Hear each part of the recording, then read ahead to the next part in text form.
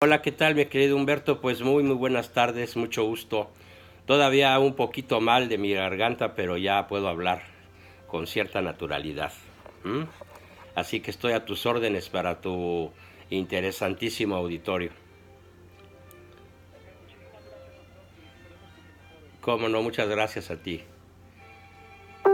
¿Qué me quieres preguntar hoy?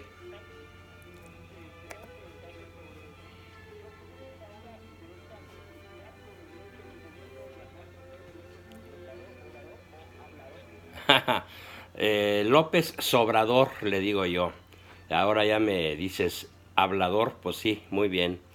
Mira, esta complicidad, como tú le llamas, de la jerarquía católica, y pongo la palabra católica entre comillas, porque con excepción de un señor como Hugo Valdemar, a casi todos los demás, tal vez excluiría al de Guadalajara, al cardenal Sandoval Iñiguez, y tal vez al señor obispo de Cuernavaca, pero casi todos los demás, y no quiero cometer injusticias porque ni son todos los que están ni están todos los que son, pero una gran mayoría, una abrumadora mayoría de la jerarquía católica mexicana está en complicidad con el Pejelopostli, con el gran Tlatoani, o si no en complicidad, cuando menos en un cobarde silencio. Yo digo, mi iglesia duerme. Y mientras el mal avanza a pasos agigantados, ninguna persona de una manera suficientemente contundente, clara, definitiva, inequívoca, le pone un alto al mal. Como dice Albert Einstein, que bueno, pues será un genio, pero nunca fue en realidad un buen cristiano, si bien sí acabó convencido de la existencia de Dios, decía algo muy interesante: el mal no avanza por sí solo, sino porque quienes le podrían cerrar el paso se contentan con verlo pasar. Así que en este caso, el terrible mal que se desparrama por todo México es un mal que se extiende, que corroe, que se afianza, que no se detiene, que nadie lo para, sobre todo por el silencio cómplice o cobarde, o ambas cosas, de nuestros pastores de la Grey Católica. Ellos deberían gritar, como lo gritan las piedras del campo: 100,000 voces clamad, como dice Santa Catalina de Siena, proclamad la verdad. Y no lo hacen, mi querido Humberto, no lo hacen. ¿O tú conoces por ahí algún documento realmente claro, contundente, inequívoco, donde condenen con toda su fuerza, ¿sí?, como lo hacía San Pablo, los evangelistas y el mismo Cristo, cuando les dice a los fariseos, sacerdotes y gobernantes de su época: raza de víboras, sepulcros blanqueados, vuestro padre es Lucifer? A ver, ¿quién habla con esta claridad? Desde hace muchos años, muy probablemente desde 1929, el siglo pasado, cuando se hacen los arreglos y la masonería se aprovecha de la ingenuidad y la traición y la complicidad y el silencio de la jerarquía católica. Ya vamos a cumplir 100 años, bueno, ya pasaron los 90 años, de que, salvo tal vez el cardenal Posadas, que sí se opuso radicalmente a la corrupción de Salinas, nadie ha dicho "esta boca es mía" referente a lo que realmente importa. Por supuesto que yo no espero que la jerarquía católica se pronuncie sobre asuntos meramente mundanos, económicos, políticos, etcétera, como lo son la estupidez de cancelar el aeropuerto, el NAIM de Texcoco, alegando que se está afectando un lago, que además no existe. Estoy de acuerdo en que la Iglesia no diga nada acerca de la reverenda estupidez de querer realizar una refinería en Dos Bocas, que es solo un terreno pantanoso donde ninguna persona medianamente inteligente se atrevería a construir nada más que dejar que el manglar siga su curso natural. Y tampoco la Iglesia tiene por qué referirse al desplome de la confianza de los inversores en la economía mexicana, cuyos bonos a través de Pemex, por ejemplo, pues ya son bonos basura. Está bien que ningún obispo ni jerarca católico hable de esas cosas, no lo veo mal, por supuesto, no es su campo. Pero hay otros campos en donde su silencio es cobardía o complicidad o ambas cosas.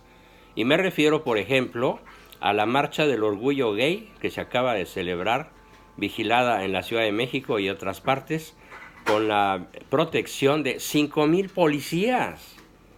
Oye, y con unos desfiguros pornográficos que están tipificados como delitos en nuestra Constitución, que son causas para encarcelar a alguien, ¿sí?, por estar haciendo esas cosas en la vía pública, provocando niños, exhibiendo órganos sexuales, etcétera. O sea, ¿cómo es que la Iglesia no lo previno? ¿Y cómo es que al día siguiente, o sea, hoy, nadie, ningún obispo, ningún sacerdote de cierto nivel o de cierto peso, se atreva a decir nada? Y no solo, sino que el aborto continúe a todo tren, a toda velocidad, con toda su crueldad.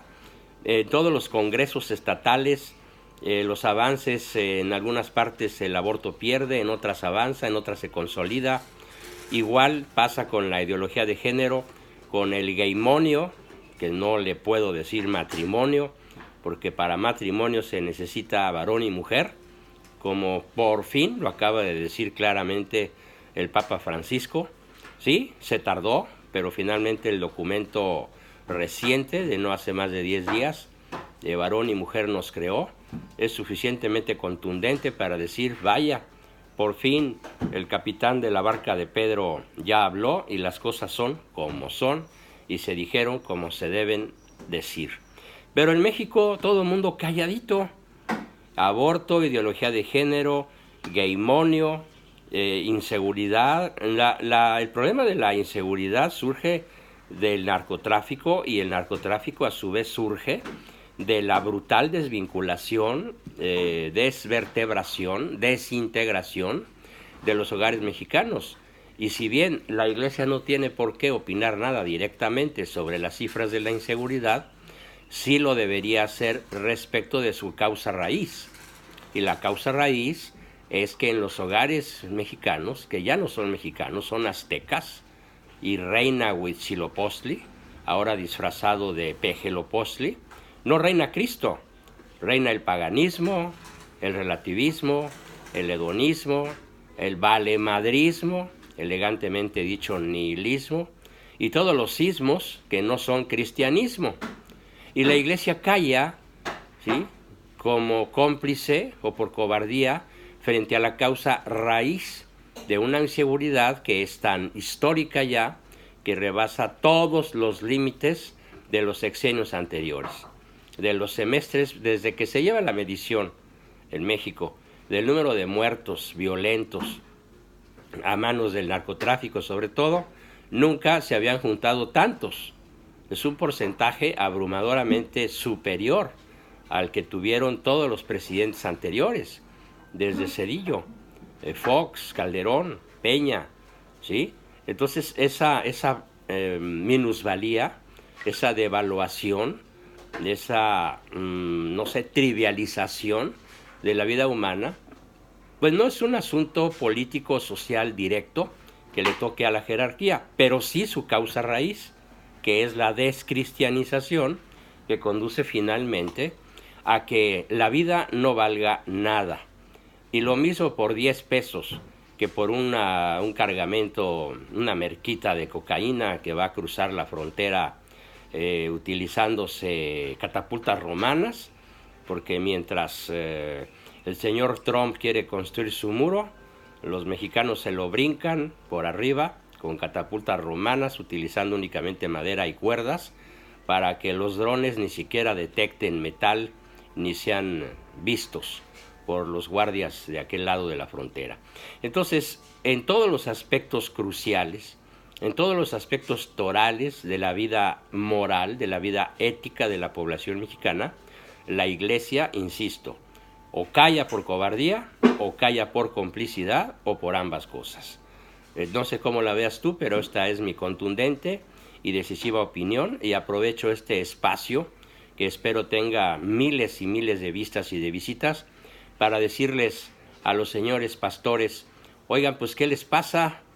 Pues, si ustedes no toman su papel, el papel para el cual se alquilaron, el papel que representa esa sotana púrpura que muchos de ustedes usan, y que significa disposición al martirio, pues entonces nos toca a los seglares, nos toca a los civiles, a los laicos, tomar el mando de la Grey y ocupar espacios que ustedes ya abandonaron, porque parece que lo único que les interesa es cobrar por bodas, bautismos, primeras comuniones, fiestas, 15 años, etcétera, y todas las celebraciones litúrgicas o eclesiásticas que ya son su modus vivendi, mientras se olvidan radical y absolutamente de evangelizar y sobre todo de hacerlo con su ejemplo heroico.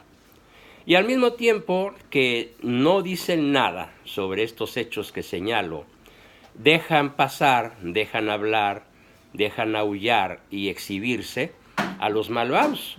Y me refiero, por ejemplo, y aquí sí doy un nombre, cuando menos, bueno, dos. Me refiero al falso cura Solalinde, ¿sí?, que de sol tiene más bien luna y de linde más bien es horrible. Este señor Luna Horrible, que nada de Solalinde, es una persona herética, es un sujeto que está reducido al estado laical por la diócesis de Veracruz, es un sujeto que quiere ser ajonjolí de todos los moles politiqueros para exhibirse y ser tomado en cuenta y seguir recibiendo ayuda financiera del régimen, del narcosistema. Y la Iglesia no lo defenestra, no lo tira al basurero de la historia como ya debería haberlo hecho. Y hace muy poco, en el mes de junio, no recuerdo la fecha con precisión, tal vez en mayo, otro señor, hijo del Averno, de nombre Raúl Vera, obispo, entre comillas, de la diócesis de Saltillo, se fue a la Ciudad de México a celebrar una misa gay con una obispa y con unos disfraces y unos desfiguros de Dark Queen y de todo eso que ahora se usa, que no es más que un exhibicionismo de enfermedades mentales que se manifiestan a través de desviaciones sexuales. ¿Sí? ¿Cómo no? Espero.